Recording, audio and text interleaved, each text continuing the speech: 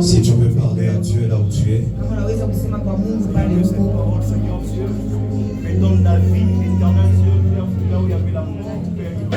Seigneur, nous désirons à ce que tu nous amènes dans la révélation de ta parole. Il est écrit que la révélation éclaire. Seigneur, éclaire-nous afin de capter ta pensée dans le nom de Jésus-Christ de Nazareth. Éternel Dieu, désirons que tu nous amènes à vivre la victoire dans nos combats. Que tu nous amènes à vivre la victoire dans nos combats. Dans le nom puissant de Jésus-Christ de Nazareth. Amen. Que Dieu te bénisse. Je disais que Dieu te bénisse. Alors nous sommes en train de continuer avec les armes attachées au combat spirituel. Nous avons énuméré plusieurs armes. Et ce soir, nous allons encore parler d'une autre arme qui te permettra d'avoir la victoire dans tes combats. Dis à ton voisin, c'est ma saison de victoire.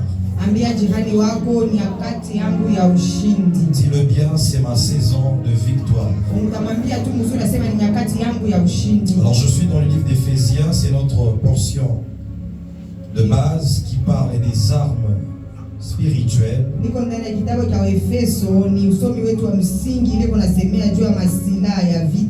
La Bible est en train de dire à partir du verset 10: au reste, fortifiez-vous dans le Seigneur et par sa force toute puissante. Revêtez-vous de toutes les armes de Dieu afin de pouvoir tenir ferme contre les ruses du diable.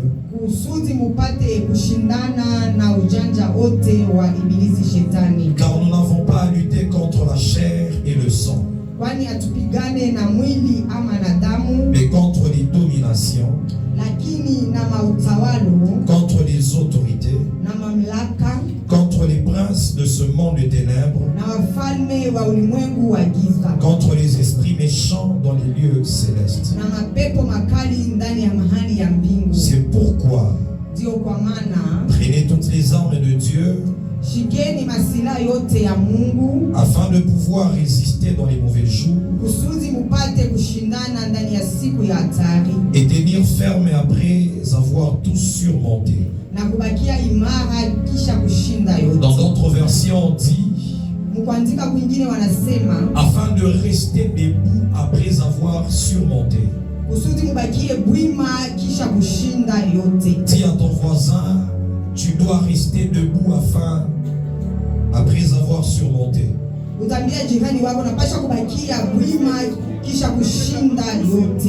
Alléluia. La Bible est en train de dire, tenez donc ferme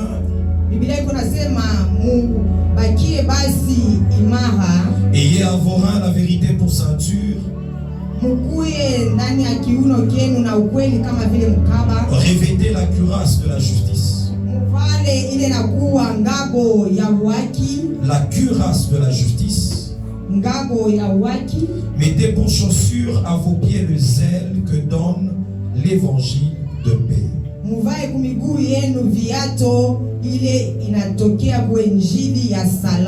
Alors ce soir nous allons parler du zèle. Dis à ton voisin le zèle. Je vais demander à papa s'il va nous préparer le livre de Jean chapitre 2. Jean chapitre 2. Va lire à partir du verset 13 jusqu'à 17. Nous sommes en train train de parler du combat spirituel. Et dans le monde spirituel, le zèle est considéré comme étant les chaussures qui nous permettent d'avoir la victoire dans nos combats.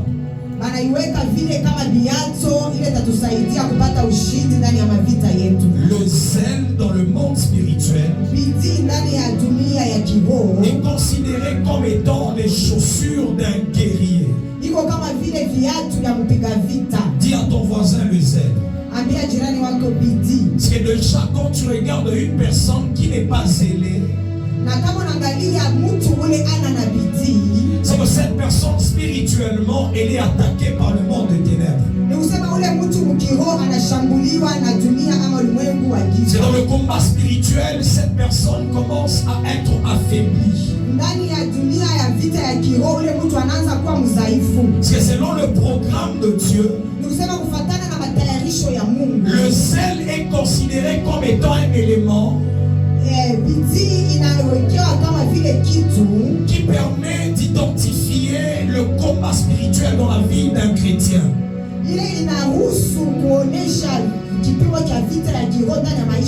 Est-ce que tu peux acclamer le Seigneur là où tu es? Nous sommes en train de parler du zèle. Dis à ton voisin le zèle. Dis-le bien, le zèle. En fait, lorsqu'on parle du zèle,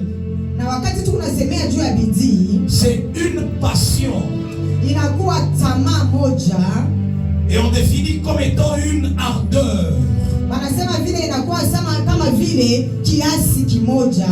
Et lorsqu'on parle de l'ardeur, ça vient du terme ardent. C'est-à-dire c'est un feu. C'est-à-dire l'homme passionné, l'homme qui a la passion, l'amour de quelque chose. C'est quelqu'un qui a comme un feu qui brûle en lui. Et c'est ça qu'on appelle le zèle dans le monde spirituel. C'est une personne qui est zélée dans le monde spirituel. C'est une personne qui a déjà mis les chaussures dans sa dimension spirituelle ou sur son être spirituel.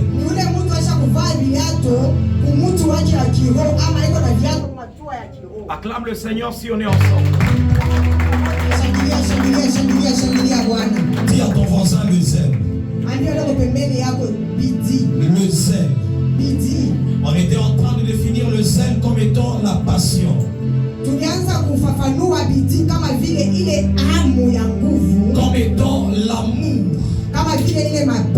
Un amour profond, intense. Pour les choses de Dieu. Dis à ton voisin un amour profond pour les choses de Dieu. C'est dans le monde spirituel, cet amour pour les choses de Dieu te permet également d'avoir la victoire.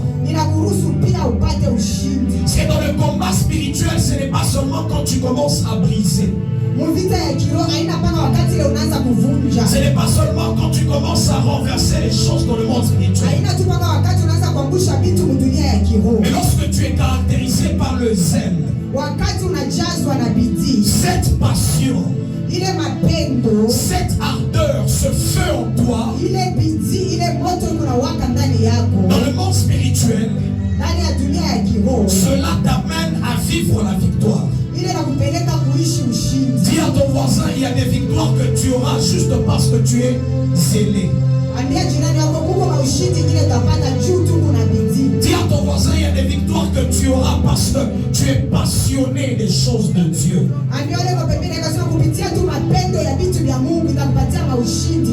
Alléluia. Est-ce qu'on a compris le zèle, c'est quoi? C'est comme ça que la Bible est en train de dire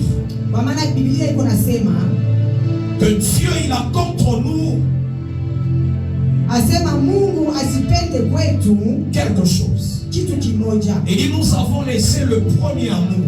Asema tunaachilia mapendo ya kwanza. Nous avons abandonné le premier amour. Tunaachilia mapendo ya kwanza. Et c'est ce premier amour qui est comparable aux ailes ou encore aux chaussures dans le monde spirituel. Na lile mapendo ya kwanza yanafananishwa na viatu ama na mapendo ya vitu vya Mungu. Il y a un premier amour que l'homme présente au début quand Dieu l'appelle.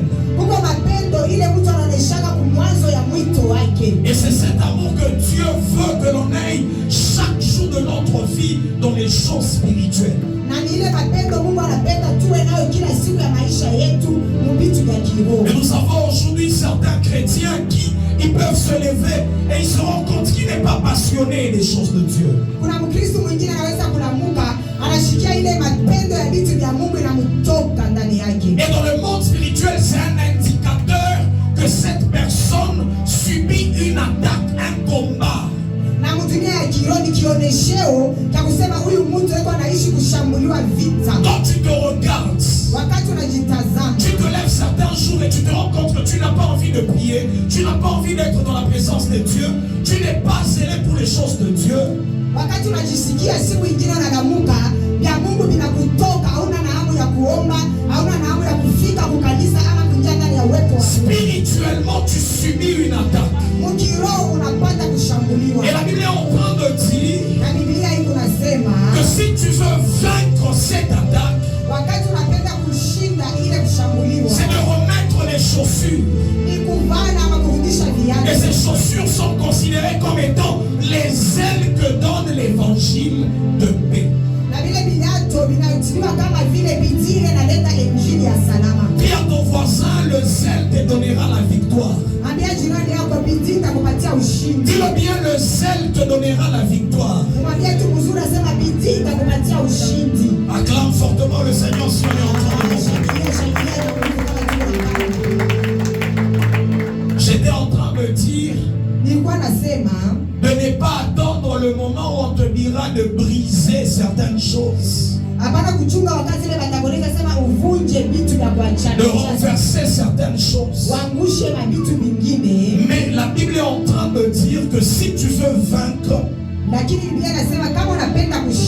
apprends à mettre les chaussures.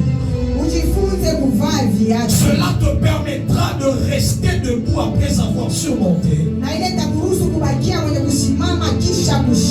Cela te permettra de vaincre les batailles dans lesquelles tu te retrouves. Il y a des hommes qui devaient déjà remporter plusieurs batailles. Des hommes qui devaient déjà vivre la victoire dans plusieurs combats. Mais parce que ces hommes n'ont pas été zélés, ces hommes n'ont pas vécu leur victoire. S'il y a des combats que tu ne vaincras, que si tu apprends à demeurer dans les choses de Dieu, à rester zélé dans les choses de Dieu. Alléluia. Papa, lisez-nous rapidement le livre de Jean.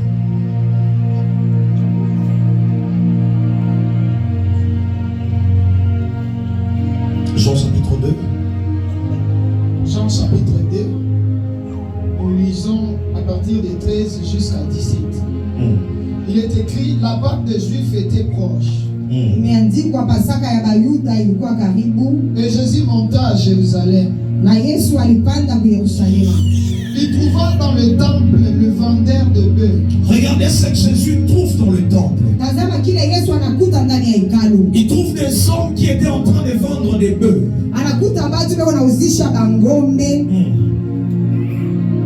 Des brebis et de pigeons. Et les échangèrent assis. Ayant fait un fouet avec des cordes,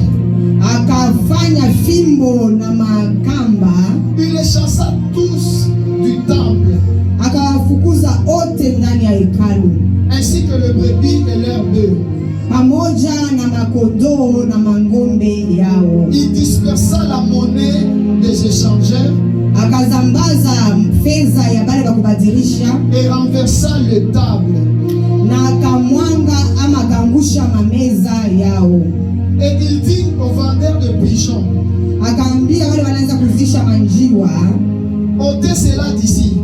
mubitoshe umu, Ne faites pas de la maison de mon père musifanye nyumba ya baba yangu une maison de trafic. nyumba ya biashara. Ses disciples se souvinrent qu'il est écrit, Na wanafunzi wake wakakumbuka ya kuwa imeandikwa, les ailes de ta maison me dévorent.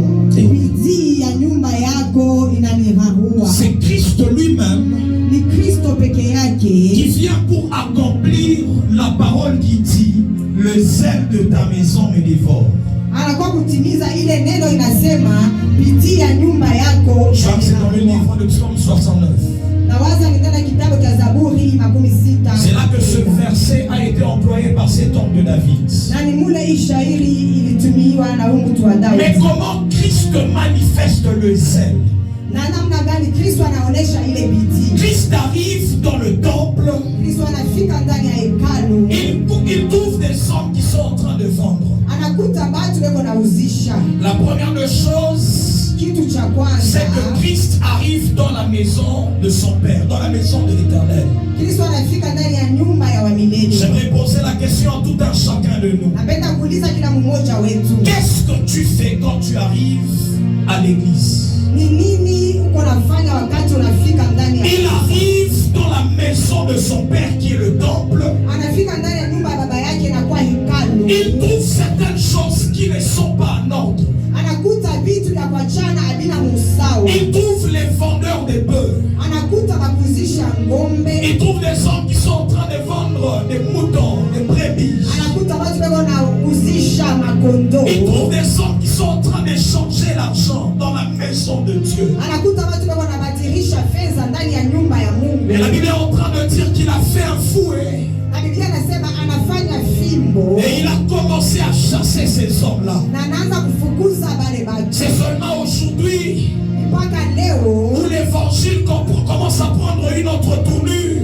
ile injili inaanza kubeba hali Où nyingine. quand on veut redresser certaines personnes, Wakati tunapenda kunyolosha watu wengine, on se rend compte qu'on devient méchant. tunatambua sema Mais tunaonekana le watu Jésus que wabaya. nous prêchons, Lakini Yesu ambaye il arrive, il trouve un comportement qui n'est pas bon dans l'église. anakuta tabia ya mbaya ndani ya Et il kanisa, commence à recadrer les choses. anaanza kurudisha vitu Nous sommes sawa. fatigués de cette église Tunachoshwa na ile où tu kanisa. peux venir de n'importe quelle manière Ule utakuya muhali et tu penses que yoyote c'est ça le zèle. Non. na unazania sema njoo Il bidii. y a une manière où tu dois manifester le zèle dans la maison de Kuna ton Père. mfano ya kuonesha bidii ndani ya nyumba ya baba yako. Christ, quand il arrive, Wakati Kristo amefika le zèle se manifeste na bidii inajionesha, en ramenant les choses en ordre. akirudisha vitu katika Tu es à usawa. la chorale, Kuko kwaya, tu n'attends pas que les choses se mettent en ordre d'elles-mêmes. hapana kuchunga vitu vijipange sawasawa vya vyenyewe. Le zèle se manifeste quand toi,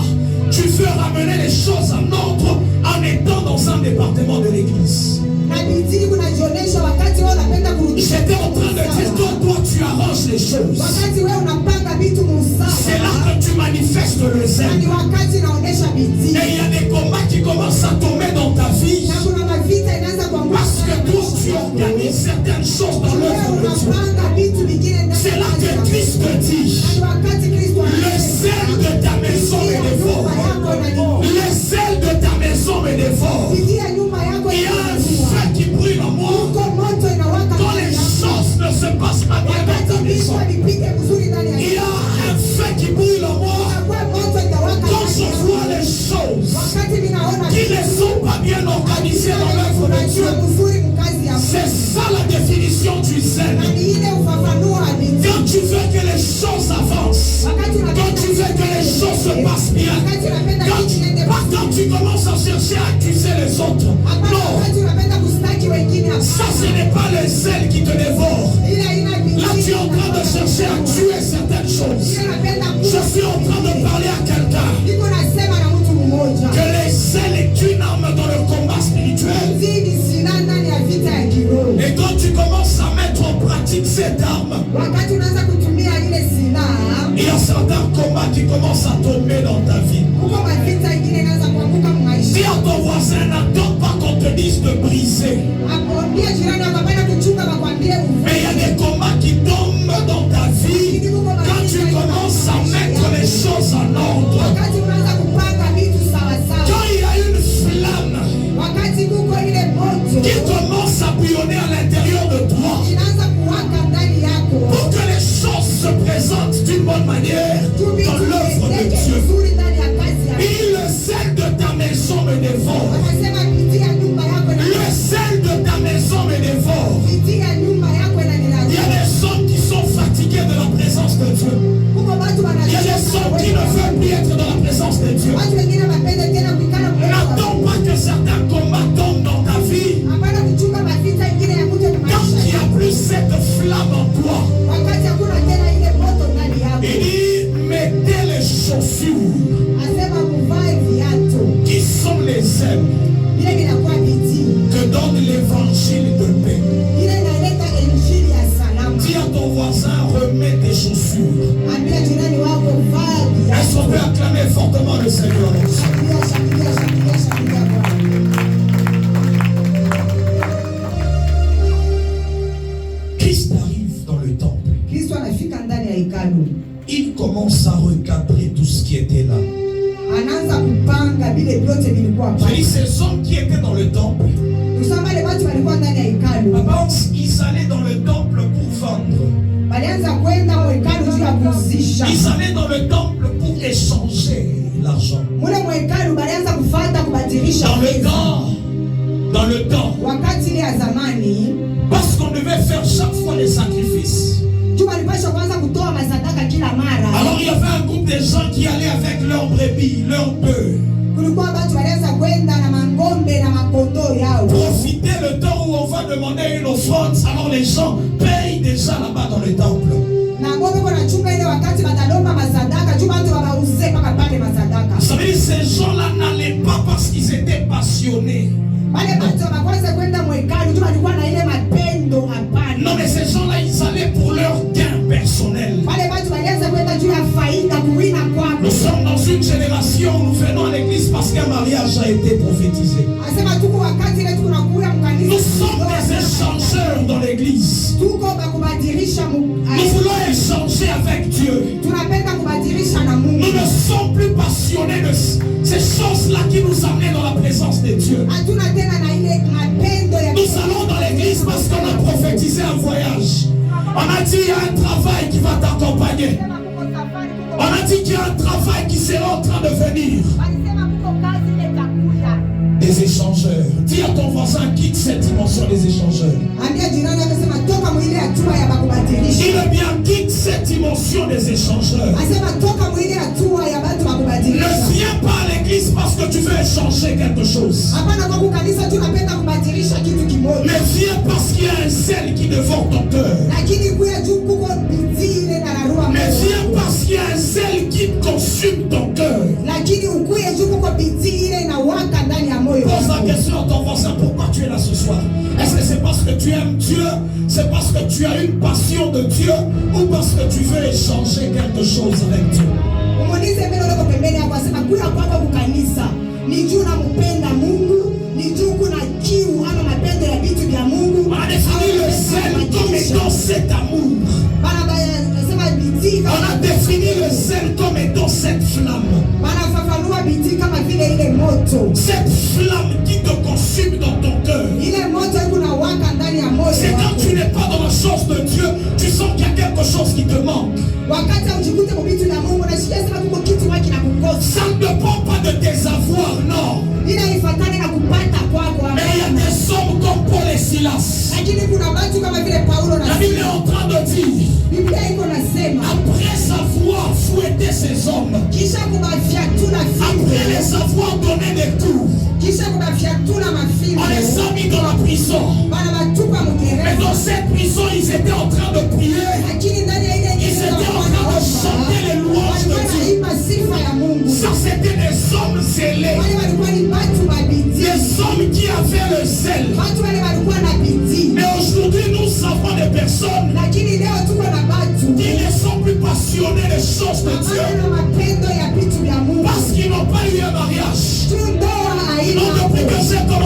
chercher Dieu, je n'ai pas eu telle chose. Et c'est comme ça que j'ai arrêté d'aller à l'église. Christ est en train de dire, le sel de ta maison me dévore. Le sel de ta maison me dévore. La prière ce soir est que Dieu ramène cette soif pour les choses de Dieu. Cette soif des hommes et des femmes qui peuvent entrer dans la maison de Dieu. Non pour échanger les choses. Non pour échanger les choses. Ce sont ces hommes que Christ est en train de rechercher. Dis à ton voisin le sel comme étant arme du combat spirituel. Lorsque tu commences à aimer Dieu, tu commences à manifester cette passion. Il y a certains combats qui commencent à tomber de main. Certains combats qui ne demanderont pas que tu brises. Mais parce que tu es un amoureux de Dieu, tu es un passionné de Dieu, certaines choses commencent à tomber. Ce soir, ma prière, c'est que l'amour revienne dans ton cœur. Et que l'amour revienne dans ton cœur. Et tu dises comme Christ, le sel de ta maison me dévore. Le sel de ta maison me dévore. Je suis en train de parler à quelqu'un ce soir. Et tu venais dans la présence de Dieu parce que tu devais vendre l'huile d'onction. Tu venais dans la présence de Dieu parce que tu pensais que Dieu est le seul Dieu qui bénit. Oui, c'est vrai. Mais il est le Dieu qui attend ton amour. Il est le Dieu qui attend ton cœur. Il est le Dieu qui attend le sel attaché à sa maison. Il dit le sel de ta maison. La première dimension du sel est attachée à la maison de Dieu.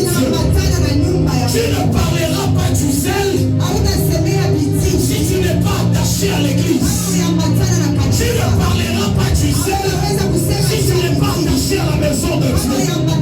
C'est comme ça que Christ te dit, le sel de ta maison me dévore, me consume. Et je sors que je suis dans la joie. Quand on me dit allons dans la maison de l'Éternel, ça doit être une joie pour toi.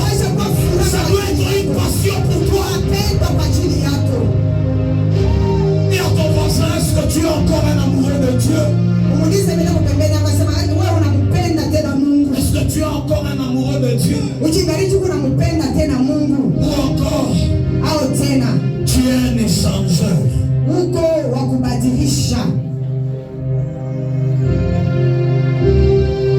Est-ce qu'aujourd'hui tu peux servir Dieu malgré les circonstances qui peuvent arriver dans ta vie?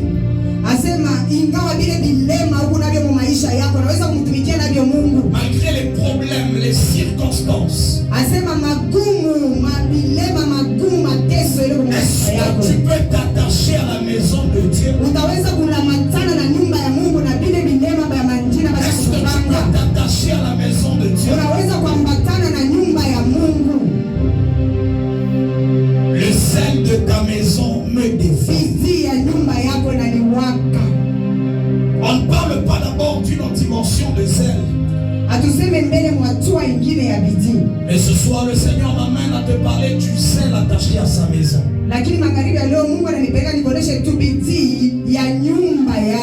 Le sel attaché à la maison de Dieu.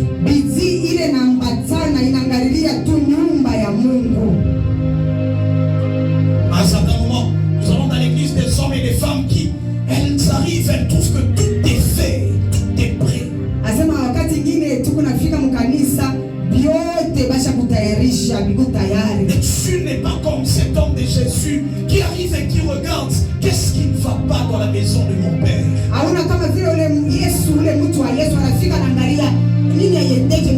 Qu'est-ce que moi je peux arranger dans la maison de mon Père? Qu'est-ce que je peux mettre? Nous sommes juste prêts à pointer du doigt les autres. Non, on ne nous a pas cité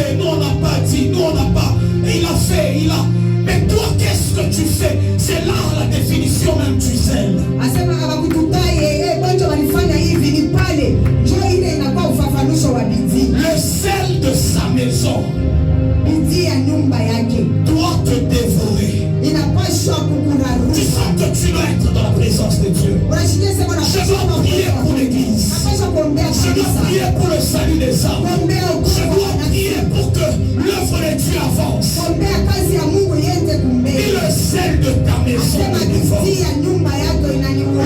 zèle de ta maison me dévore. Bidii ya nyumba yako inanyangaisha moyo. Nous avons des hommes qui ne sont plus des amoureux de Dieu, Tuko na watu wabana tena wenye mais kumpenda qui sont Mungu. juste des amoureux des dons de Dieu. Wanapenda tu kama mazawadi ya Mungu. Des amoureux des dons de Dieu. Wapenda mazawadi ya Mungu. Que je voie en esprit, que j'entende dans l'esprit. Pourquoi ces choses? Asema nione mukiro, nishikie ni mukiro, ile bibi ajua nini. Que je marche dans la puissance. Pourquoi toutes ces Asema choses? nipande mwatua. La première chose que Christ dit, Kitu cha kwanza kile Kristo anasema. le zèle de ta maison me dévore. yako inanigwaka. L'amour que j'ai pour ta maison Niko nayo juu ya nyumba est en train de consumer mon cœur. Niko naangaisha Est en moyo train de wangu. consumer mon cœur. Niko nawaka ndani Nous ya avons moyo des wangu. hommes dans l'église Tuko na watu qui ndani ya même quand il y a une kanisa. activité, Wakati tuko il y a kwa une activité, elles se disent, nous attendons voir si ça va réussir. asema tutabaonea kule Nous vitendo. attendons voir comment ils vont échouer. Asema tuone mbele kule watafikia nani. Ça c'est la sorcellerie. Ile ni buchawi. Ça ce sont des hommes qui ont déjà enlevé leurs chaussures dans le monde Wale spirituel. ni watu wanaisha kuvuna vilato vyao mdunia ya kiroho. N'attends pas entrer dans un combat spirituel. Hapana kuchunga kuingia mvita ya Si tu kiroho. as cette attitude dans ton cœur, Kama una ile hali ndani ya moyo wako. si tu attends voir l'échec des autres dans Uko la na présence de Dieu, chunga wengine bashindwe au lieu de pousser que les choses avancent, wakati ya au kuweza lieu d'amener les choses vers l'avant, ya kusukuma vitu viende mbele. avec le zèle qui te dévore, Na ile bidii kuna kuwaka. mais toi tu es en train de chercher à ce que les choses échouent. Lakini wewe unatafuta vishindikane. Ce soir, je suis en train de prier pour quelqu'un. Magharibi ya leo niko naombea mtu mmoja. Que le Seigneur Bwana soit en train de ramener les ailes dans la vie de quelqu'un. aanze kurudisha matendo Que vitenda. tu remettes les chaussures. Vale tena Que vilato. tu remettes les chaussures. Vale vilato. Et que tu sois attaché au temple de Dieu. Na Que tu sois attaché à la maison de Dieu. wapatane na nyumba ya Que Mungu. ton souci, Na huzuni que yako. ce soit de voir l'œuvre avancer. Ilikuwa ya kuona kazi kwenda Que tu mbele. vois l'œuvre de Dieu aller de l'avant. Kazi ya Mungu kwenda C'est ça qui doit commencer à brûler dans ton cœur. Ni ile inaanza kuwaka C'est ndani ça ya qui moyo doit wako. commencer à brûler dans ton intérieur. Ile inaweza kuwaka ndani yako. David est en train de dire, Au jambo nasema les sons se consument au-dedans de moi. kitu kiwa kinawaka. Il sentait en lui un feu. Alikuwa anashikia ndani yake Ce moto. soir que l'Éternel ramène ce feu. Magharibi ya leo milele arudishe ile Ce moto. soir que l'Éternel ramène ce feu. Magharibi ya leo milele arudishe ile Dans moto. l'église Bethléem, que Dieu ramène ce Kanisa ya feu. Bethlehem Mungu arudishe ile Je moto. suis en train de déclarer Iko natangaza que le zèle ya kuwa bidii de la maison de ya l'Éternel, nyumba ya wamilele qu'il commence à dévorer le cœur de quelqu'un. yaanze kuwaka kuangaisha moyo Que le zèle dévore le cœur de quelqu'un. Irarue moyo ya mtu moya. David est en train de dire, Daudi yuko anasema une chose que je désire kitu avoir. tu kimoja kile niko natamani sana. Et je voudrais habiter toute ma vie dans la maison de l'Éternel. Asema mimi napenda kuikala maisha yangu yote mzima mnyumba ya Un wamilele. roi avec un palais Mfalme royal. na nyumba ya kifalme. Mais il veut habiter dans la maison de l'Éternel. Lakini anapenda kuhamia mnyumba ya Il wamilele. veut être dans la présence de Dieu. Anapenda kuikala mwepo ya Mais Mungu. aujourd'hui c'est difficile. Lakini leo ni kigumu. Il suffit que l'on passe 2 heures dans la présence de Dieu. Tupitie tu masaa mbili On mwepo. commence à regarder à l'heure. Tunaanza kuangalia Aujourd'hui on est sorti en retard. leo tunakaa. Aujourd'hui nous commençons à mettre un chrono pour notre Dieu. Tunaanza kumwekea wakati Mungu. Parce que le zèle n'est plus dans la maison de l'Éternel. Bidii haina tena mnyumba ya Je wamilele. suis en train de prier pour quelqu'un. Niko naombea mtu mmoja. Que tu dises comme David, Tuseme kama vile Daudi. une chose, Kitu kimoja moya. que je désire ardemment. Kile niko napenda sana. Je voudrais habiter, Napenda kuketi. rester toute ma vie Kubakia maisha yangu dans yote. la maison de l'Éternel. Kunyumba ya Dans la wamilele. maison de l'Éternel. Kunyumba ya wamilele. Je voudrais ressentir cet amour Napenda kusikia ile qui me matendo. caractérisait au début de mon ministère. Ile ilianza kwamba mwana biku Qui mwanzo me ya Mungu. caractérisait au début de mon appel. Ile ilikuwa na biku mwanzo ya mwito Qui yangu. me caractérisait quand je rencontrais le Seigneur. Wakati nilikutana na Bwana, ile ilikuwa Bwana mie. Je réclame cet amour. Niko nahitaji ile Je matendo. réclame ce zèle. Nahitaji ile bidii. Je réclame ce zèle. Nahitaji ile Je veux que quelqu'un commence à prier. mimi napenda mtu mwanze Ce kuomba. n'est pas le temps de parler à ton voisin. Haina wakati ya kusumbulia na jirani C'est le yako. temps où tu dois regarder ta vie spirituelle. Ni wakati unapaswa kuangalia maisha yako ya C'est le kiroho. temps où tu dois regarder ta vie spirituelle. Wakati ya kuangalia maisha yako ya kiroho. Depuis que tu as commencé à prier, Tangia ulianzaka les kuomba. combats ne tombent pas. Mavita ya nguvu. Ce soir, je te ramène dans le zèle. Wewe magharibi leo nakurudisha C'est msanii. une arme qui te permettra de remporter les victoires. Inakuwa silaha itakuruhusu upate ushindi. C'est une arme qui te permettra de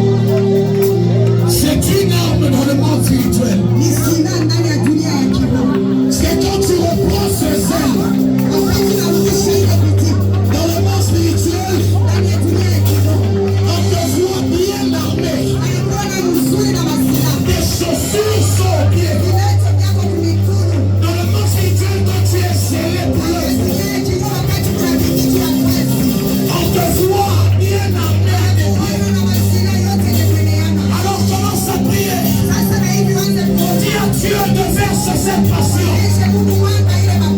ce premier amour, le zèle de ta maison, le zèle de ton œuvre, le zèle de ton œuvre, déverse ces choses dans ton église. Est-ce que tu peux prier pour l'église? Tu peux prier pour l'église. Tu peux prier pour toi-même. Que l'Éternel ramène ces choses. Parle, parle, parle.